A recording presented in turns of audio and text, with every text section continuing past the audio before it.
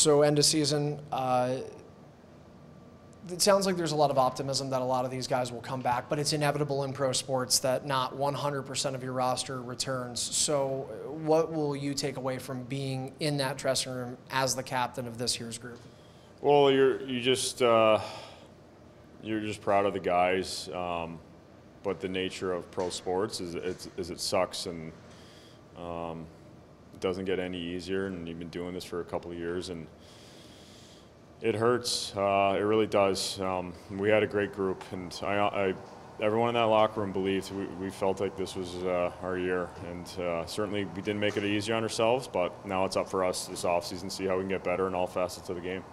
Just what you would make of this year's team and coming off primarily the game against Philadelphia, being able to make the playoffs when a lot of people probably didn't think you guys would. Yeah, I don't think we ever really listened to the outside noise. I think we saw our chances were 3%, but it was a great weekend, and for us just to be around each other for 4 or 5 days, it felt like a family, and we knew taking care of business in Georgia. Let's give ourselves a shot here and see what happens.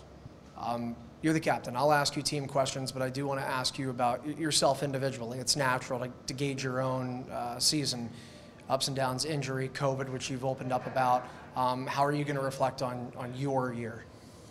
Yeah, it's tough to really, I guess, think about it right now. You're just thinking about the loss, but you know what? I felt like I had a good off season last year, and then for whatever reason, I decided to go through long COVID, and that was personally it was tough. It was not easy, and I still deal with symptoms, and that's just something that I deal with. But for me, it's I'm still hungry. I'm not getting any younger, but I want to taste that championship. So I'm just going to go in and keep grinding, and eventually, hopefully, that pays off.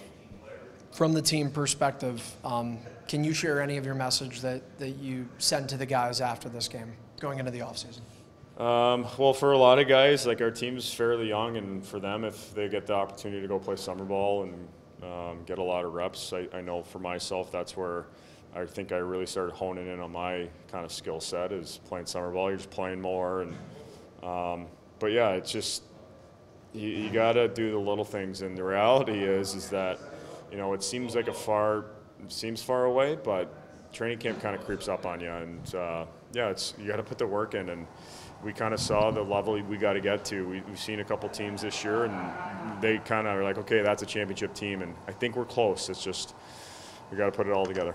When you talk about youth, one thing Mike Hazen touched on was essentially going from being boys to men in this sport. Do you see that? Do you think that might be the next step in evolution for this team? I believe so. I really do, and these experiences, it just kind of adds to the overall player, and it just kind of shows that's the level we got to get to, and lost by 3, but the margin of error, it's so small in this league. Everyone's good, but yeah, you're just kind of hoping that youth they continue to get better over the summer, and then we can see them training camp that they're ready to go again. So there's a lot to look forward to. A guy like Thomas McConvey, he's becoming a man, and other guys. So it's Ryan Smith. We put a lot on his shoulders, and he's still relatively young. It's just going to come with time. So that's the unfortunate thing. You just got to be patient with it, and eventually it'll pay off. Talked about that game against Philadelphia, not just that one, but being on the home floor for the opportunities you were able to at Blue Cross Arena. What's it like playing in front of those fans? Yeah, it really is awesome. I've been fortunate enough to be there 3 years now, and I think you just when you get that taste and you know you have a W and that last few minutes in the fourth quarter, it's really special. And I've been fortunate enough to play there, and the fans are great. I was in warm up, in our playoff game, and they're standing there in our first warm up. It's they travel well, and they know how much it means to them, and we owe it to them. So hopefully. 2025, we're playing late into May. Last thing I'll ask you is, it is the off season for this team. Some guys, as you mentioned, will be playing outdoor box lacrosse here in the summer. What about you? What's on your agenda? Even if it's away from the game, just stuff to have fun.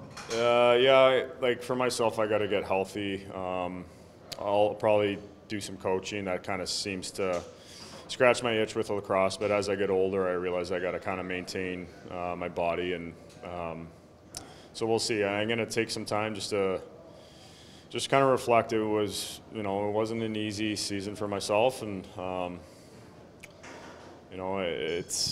be hungry though. Like it's I'm kind of looking forward to seeing when the schedule's out, but certainly not getting any younger, and hopefully one day I'm there.